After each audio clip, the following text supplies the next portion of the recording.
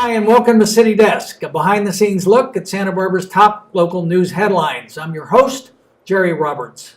Tonight, from high atop the swank headquarters of TV Santa Barbara, we'll look at these Trump-free zone stories. Downtown merchants and city apparatchiks meet in secret about the raggedy-ass state of State Street.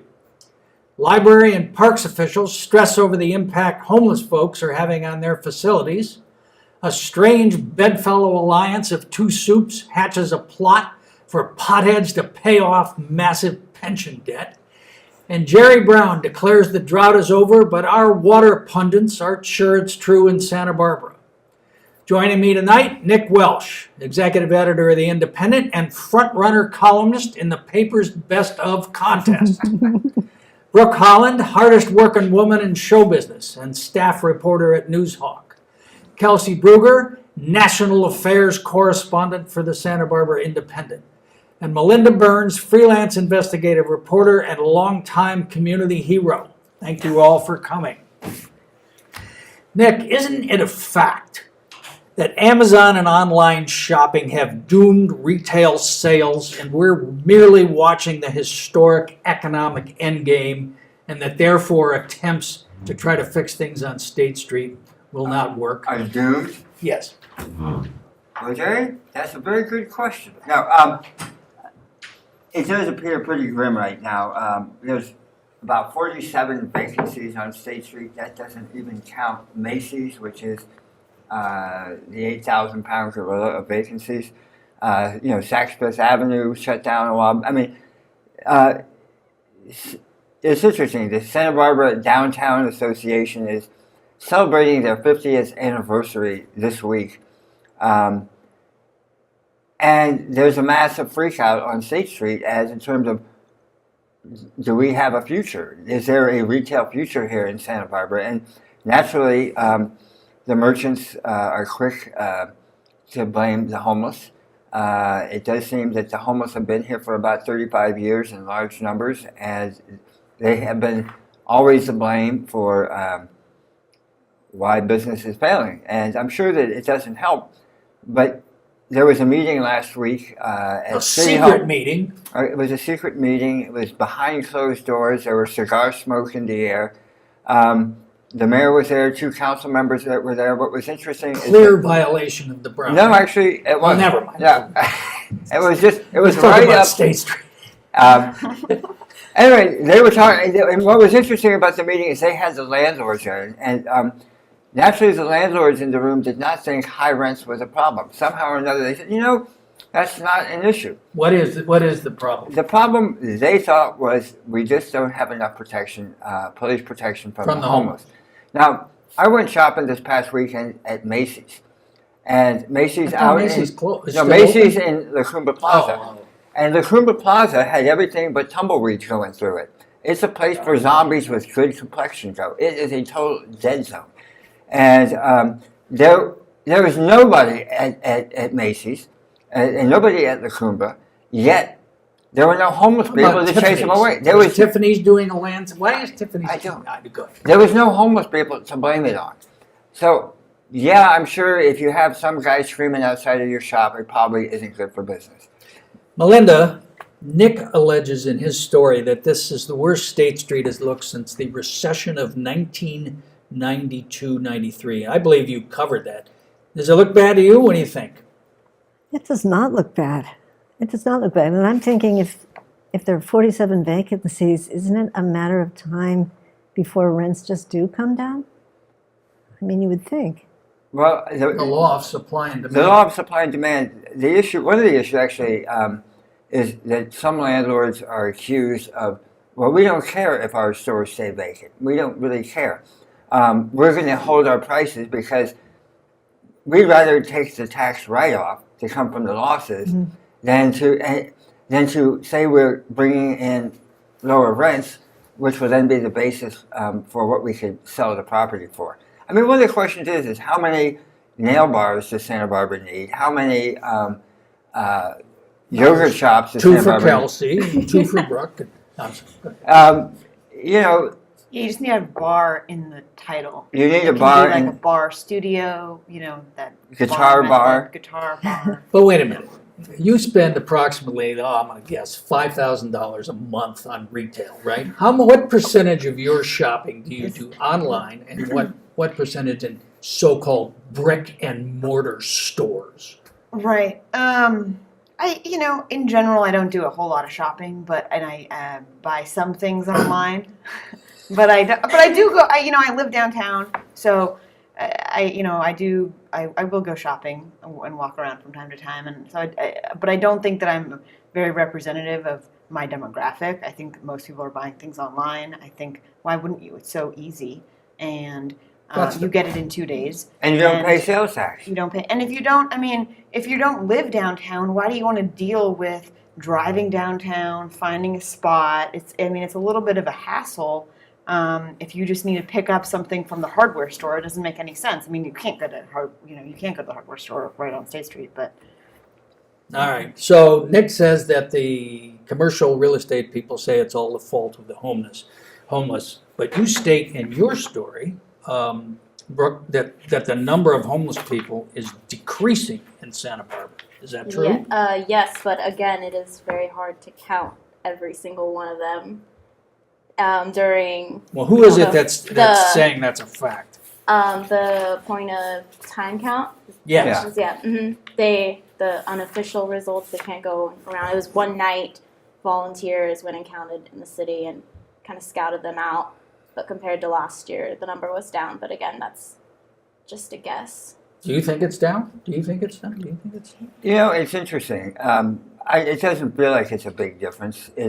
You have a lot of mentally ill people downtown. There are people who are clearly in pain downtown. Like when I go to work in the morning and I come in the back door, there's usually a guy conked out on the concrete, either in front or behind. He works for you. Well, okay, we don't pay him enough, all right? But no, there's this poor guy, and it's just like, who knows what kind of secretions he's leaving on the sidewalks, but there's something. There's oil stains when he gets up, and he's got this little Charlie Brown blanket that he puts over him, and it's so sad. And, if you startle him, he kind of gets up and runs away. And I think every business has somebody like that in their front and their back. Well, there's a woman downtown who must be about my age, and I've seen her for years there. And she just looks sicker and sicker.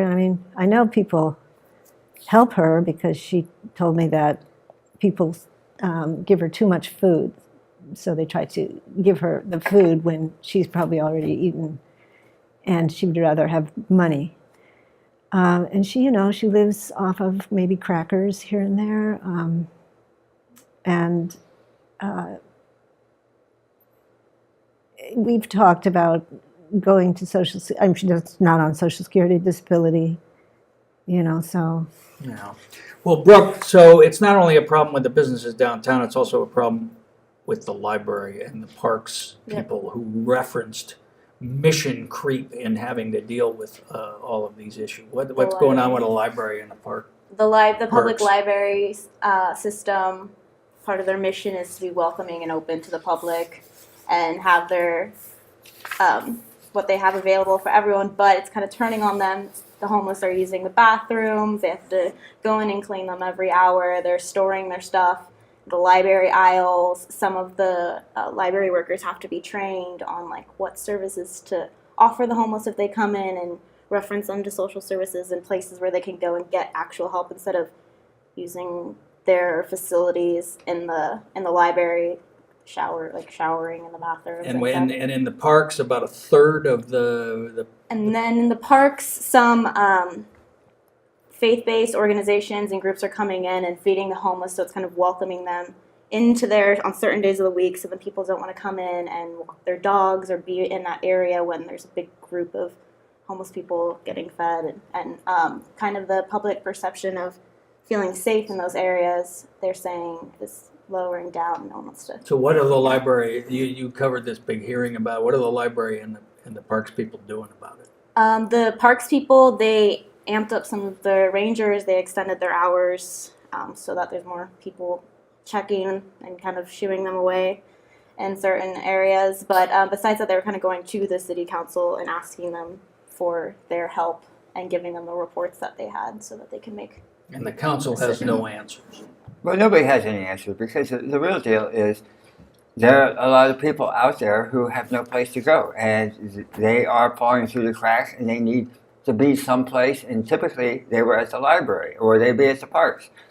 And the library has sort of redone itself. They've gone through this whole remodel, and there used to be all these sort of stacks and nooks and crannies where if you were homeless, you could sort of go, read, be on your computer, be on your phone, whatever, and you weren't in people's space. And now it's all very spacious, and there's not as many books, and there's not as much stuff, and it's much more open. And so there aren't places for people to sort of go hide. The homeless have always been using the library. It's nothing new. And people are worrying, oh, my son is going to be freaked out.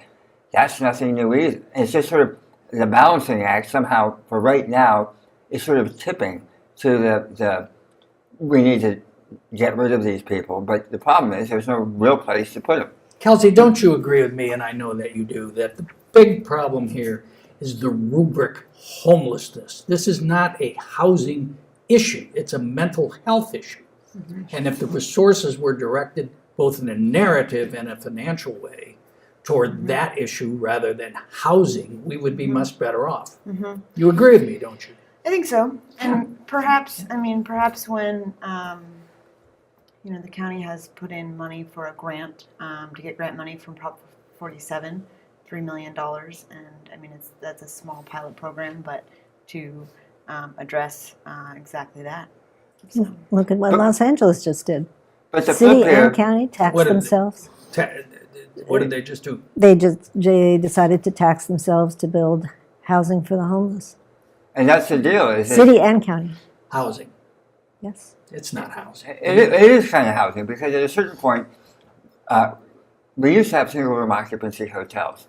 And we've lost like 700 rooms over X number of years. It used to go for people who were SSI, had mental health issues, when those rooms went, all of a sudden these people are out on the street. I mean, it's more gradual than that. But you need a place to go. And for mental health services, that's a key component as well.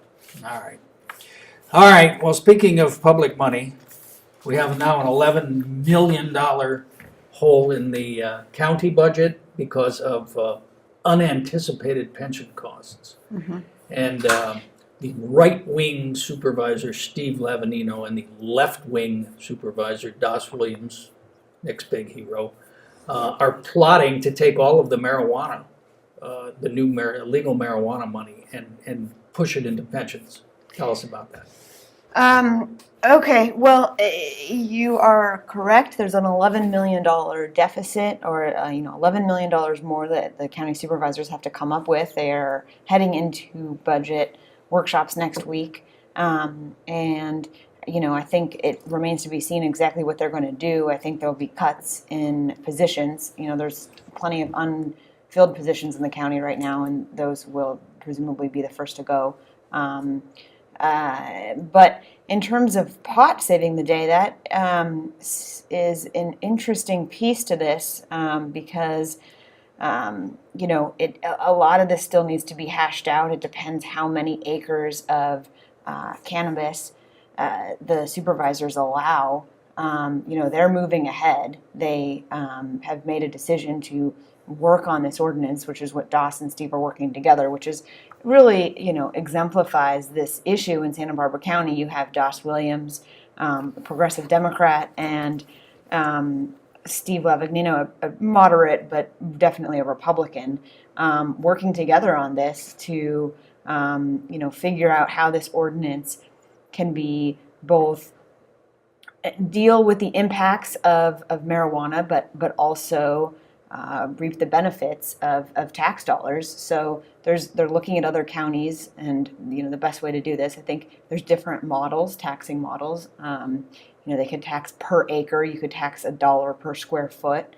or you could tax a percentage based on profits that growers make. Growers, I think a lot of them would be looking for the latter, because that would vary, depend on their profits, because that will vary. But But you have this windfall, potential windfall. It'll be something. it will It's be going to go to something. pay off pensions. I mean, Right, what's with that? right. But that's temporary, right? It's the next 5 years. So I think, over the long run, eventually you'll have younger employees replacing older employees, and, they have less take-home pay. They're contributing more to the pension fund. So eventually that's the thinking, but that's 14 years. Well, we have people living as long as Nick, for example. And it's just, I mean, that's the way that the culture is. I mean, people are living longer. People are living longer. People are We don't have any. not retiring because they don't want to pay for health care, perhaps. Well, they don't have to. That's why we invented Medicare. Right, but maybe they're not retiring at age 60. I mean, maybe if you're a cop, you were retiring in your 50s, and maybe you're not anymore. But isn't the answer, Melinda, and I know you agree with me about this, that we can no longer afford, as a nation, as a city, as a state, the kinds of retirement pension benefits that have been given historically to public employees. Nobody else gets them. Why should public employees get them? Well, I knew you agreed with me. that's. Don't buy into it. Don't buy into it. I mean, the decline of pensions in this country has been drastic, and there used to be a lot of good pensions in the private sector. They're gone now. And what do we all get instead? 401ks and a huge recession. So I think pensions should come back. And So they should be maintained in the public sector and Yes. extended into the private Yes. sector. When do you think that will happen? I'm waiting. No, I mean, it's a huge problem. Well, as people are living longer, I mean, Santa Barbara County, on average, public employees here live a year and a half longer than the rest of the state, which is kind of just a little interesting tidbit. How long? A year and a half. But that's a year and a half to pay for them. I mean, I think what you're advocating is that at age 60, we all go find an ice floe and just sort of let hypothermia take its Well, course. something like that. No, what I'm saying is they're too generous. I've always voted for pensions. I mean, I have, particularly for police and firefighters. But the fact of the matter is that they have become too generous, that the investments that are supposed to be backing them up have not come through, and that as a political matter, because public employees are the only ones who receive anything resembling that kind of retirement anymore, that there's a tremendous move against them. Or living Well, wage. there's a move against them from certain quarters, but I wouldn't say there's a tremendous move against them in the Well, public look at at large. the state of Wisconsin. I mean, where they're the home of progressivism. Yeah, but alone, half and the they state- voted against them in Wisconsin with the help of Scott Walker, Well, their yeah. progressive governor. It's a problem. That's all. I mean, there are unions that could negotiate this and look at it, and yeah, I think discussions, not throw the baby out with the bathwater and get rid of the unions. So what's going to happen? Is there going to be enough pot money to pay for all well, these? I think, what I've heard, and it looks like the pot money could be significant. I don't know, and because it depends on a lot of things, what that looks like. But it could be millions. It could be more than $11 million. I think in the long run, I mean, people are going to be living longer and longer. I mean, if we cure cancer, and if we have self-driving cars, and if we have so many things, then people are going to be.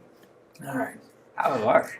All right, Melinda, your Governor Brown, says the drought is over, but it's not really over in Santa Barbara. Not for us, no. Why? We needed 60 inches of rain to fill and spill Kachuma, our main water source for the South Coast. We got 30 up in the mountains behind Santa Barbara where it matters the most. And so the reservoir's half full.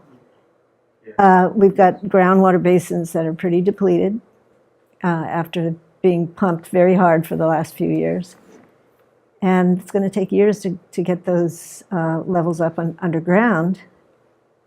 Kachuma could spill quickly in the right kind of, rainy year, but who knows when that will be.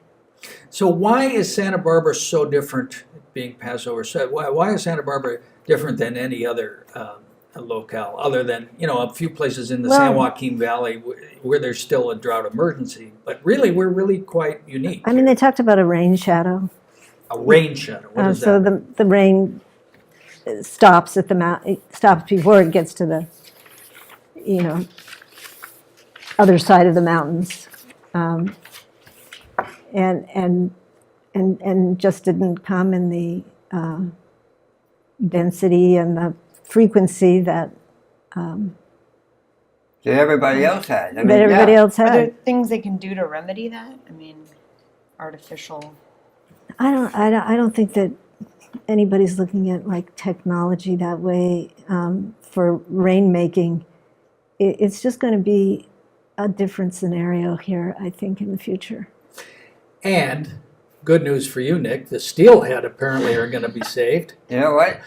The steelhead are going to be taking showers, and you and the rest of us are going to go to the library and take a little toilet shower. No, I mean, I think the answer is that there's going to be a lot more water set aside for the steelhead, which is a good thing, and there's going to be a lot more provision made for the natural resources. And people are going to have to learn how to do a lot less. But we have 36% reduction. We had a 36% reduction in use in Santa Barbara. And we had these amazing rains, and how much water went just running down the street. And how much water could we have captured?